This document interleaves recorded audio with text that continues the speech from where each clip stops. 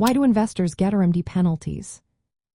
Have you ever wondered why some investors face penalties when it comes to required minimum distributions? Let's break it down in a simple way.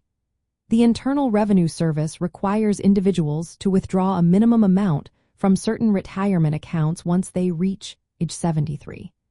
This rule is in place to ensure that the government can collect taxes on retirement savings that have grown tax-deferred. So, what happens if an investor misses this requirement? If they do not take their required minimum distribution on time or withdraw less than the required amount, they face a tax penalty. This can be a costly mistake, especially for seniors who rely on these distributions for income. Here are some important details to keep in mind. Once an investor reaches age 73, they must start withdrawing a minimum amount each year from traditional individual retirement accounts, 401(k) plans, and similar tax-deferred accounts. The first required minimum distribution must be taken by April 1st of the year following their 73rd birthday. After that, subsequent distributions need to be taken by December 31st each year. It's worth noting that Roth individual retirement accounts do not requiring distributions during the owner's lifetime. The reason for these required minimum distributions is straightforward. The Internal Revenue Service wants to ensure that retirement funds, which have not been taxed yet, are eventually taxed. Without these distributions, investors could potentially avoid taxes indefinitely by leaving their funds untouched.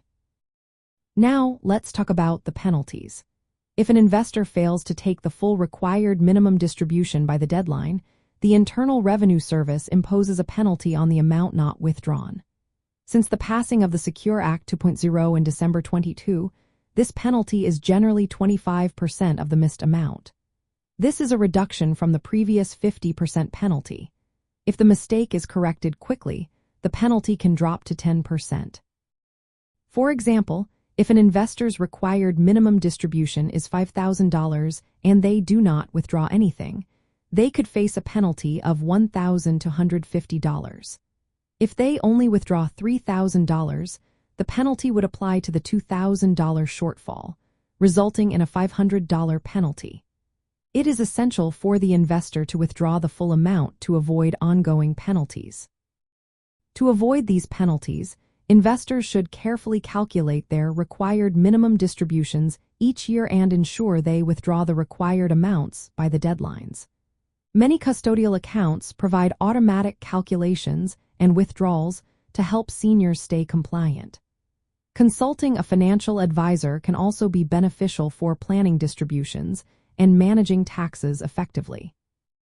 In some cases, the Internal Revenue Service may waive penalties if the investor can show that the failure to take a required minimum distribution was due to a reasonable error and that they are taking steps to correct it.